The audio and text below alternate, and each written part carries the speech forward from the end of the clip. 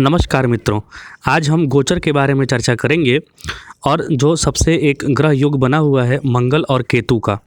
आप degree wise देखेंगे तो मंगल और केतु लगभग एक ही अंश पर जाकर विराजमान हो चुके हैं। मतलब 1 डिग्री का अंतर है, फिर भी 2-3 दिन अभी लगेंगे दोनों को 1 डिग्री पर आने में।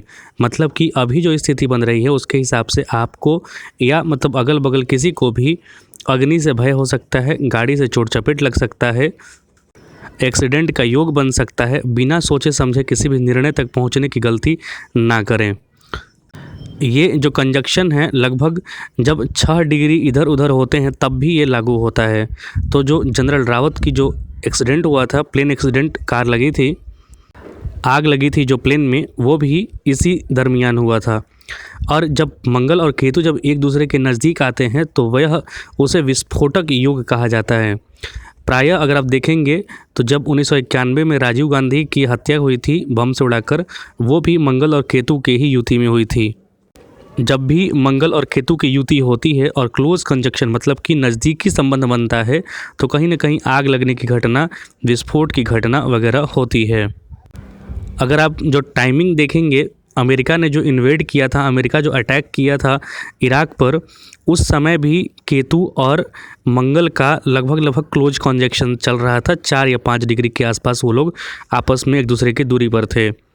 तो जब भी चंद्रमा और केतु एक दूसरे के साथ संबंध बनाते हैं तो मारक दृष्टि बनता है, अग्नि योग बनता है, विस्फोट योग बनता है। कारण ये है कि मार्स जो है वो आपका सेनापति है, लेकिन वो डबल सोर्ड का काम करता है। कहने का मतलब कि 2 धारी तलवार की तरह काम करता है केतु के साथ आकर। केतु को बिना धड़ का ग्रह, बिना सिर का ग्रह माना जाता है।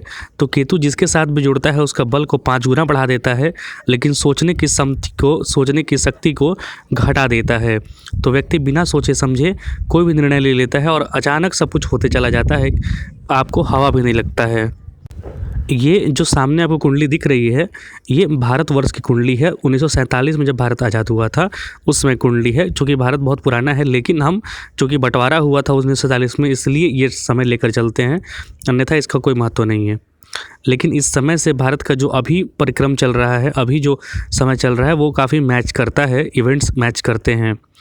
तो इस पर अगर आप देखेंगे तो अभी के गोचर में आपको राहु लगन में विराजमान दिखाई दे रहा है, जो कि लगभग 12 अप्रैल 2022 तक लगन में रहने वाला है और लगभग पिछले 1 साल से है, क्योंकि एक घर में राहु जो है लगभग 18 महीने रहता है। तो जब भी राहु भारत के लगन के साथ संबंध बनाता है तो सेनापति या फिर भारत का जो शासन तंत्र है उसका कंट्रोल भारत पर से बहुत कम हो जाता है। कारण ये आपको दिखाई दिया होगा, पिछले 1 साल में भारत में भयंकर उत्पात हुआ है, लेकिन भारत की सरकार का जो नियंत्रण देखा जा सकता है और जो अराजक तत्व हैं उन दोनों के नियंत्रण में काफ़ी कमी देखी गई है। भारत सरकार बहुत कुछ नियंत्रित नहीं कर पाया है, चाहे वो किसान आंदोलन हो, चाहे शाहीन बाग आंदोलन हो, या फिर माओवादियों पर नकेल कसना हो, या फिर जो उत्तर भारत का जो उत्तर पूर्वी इलाका है वहाँ पर जो इंसर्जेंसी हो। तो हर जगह भारत सरकार लगभग फेल नज़र आई है। चाहे हाल ही की जो घटना घटी हो, जनरल बिपिन रावत की जो प्लेन क्रैश हुआ हो, उसमें भी विरोधी तत्वों का हाथ है, लेकिन भारत सरकार इसमें कुछ नहीं कर पाया, रोक नहीं पाया। कारण यही है कि राहु लगन पर विराजमान है, सोच समझ की बुद्धि को, कंट्रोल को धीमा कर दिया है, मन को भ्रमित कर दिया है। अब सवाल यह है कि यह स्थिति कब सुधरेगी। यह स्थिति सुधरेगा अप्रैल 2022 से, जब राहु का राशि परिवर्तन होगा और राहु चले जाएंगे आपके मेष राशि में, लेकिन रहेंगे वह कृतिका नक्षत्र में ही। और कृतिका नक्षत्र के स्वामी होते हैं सूर्य, और सूर्य को माना जाता है सत्ता का कारक। तो तब भी सत्ता पर जो ग्रहण है वो लगा ही रहेगा। सत्ता पर ग्रहण की जो अवधि है वो समाप्त नहीं हुई है, लेकिन 12 अप्रैल 2022 में जब वो मेष राशि में चले जाएंगे बुध, तो कुछ हद तक स्थिति भारत के सुधरने की चांसेस हैं। भारत सरकार का कंट्रोल, भारत जो शासन का कंट्रोल होता है, पकड़ होता है, वो मजबूत होने के चांसेस हैं। बहुत सारे लोग जो मठाधीश बन के आज घूम रहे हैं, मठाधीश कहने का मतलब हमारा उनसे नहीं है धर्म वाले से, मठाधीश कहने का मतलब जो अराजक तत्व जो घूम रहे हैं उन पर नकेल कसी जाएगी और वो सलाखों के पीछे होंगे। लेकिन उसके लिए अभी आपको इंतज़ार करना होगा वो इसी तरीके से घूमते रहेंगे, क्योंकि सरकार शासन तंत्र भी जो है राजनीति की शिकार हो गई है, क्योंकि राहु लगन में बैठे हैं और राहु गंदी राजनीति के परिचायक होते हैं।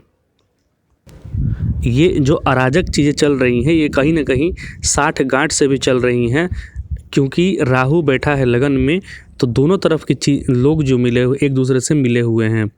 इस तरीके की भी स्थिति आपको सामने दिखाई देगी, या कभी कभी आप सोच के देखिएगा, समझ के देखिएगा, तब आपको समझ में आएगा कि दोनों तरफ के लोग लगभग मिले हुए हैं। ये गंदी राजनीति का एक परिचायक आप देखिएगा तो इराक बना था।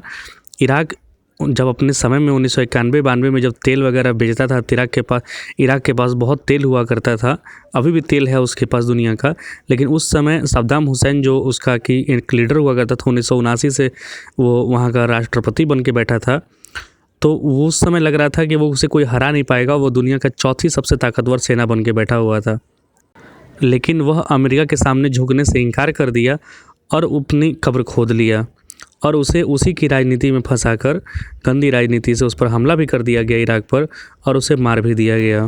दुनिया की चौथी सबसे ताकतवर फोर्स होने के बावजूद इराक की स्थिति यह हो गई थी कि अमेरिका के हमला करने के बाद ईरान भी लगभग शिया मेजॉरिटी कंट्री है ईरान, और ईरान ने अपने प्रॉक्सी वार से लगभग 2011 से लेकर 2019-20 तक इराक पर कंट्रोल किया था शिया मिलिशियाज के द्वारा।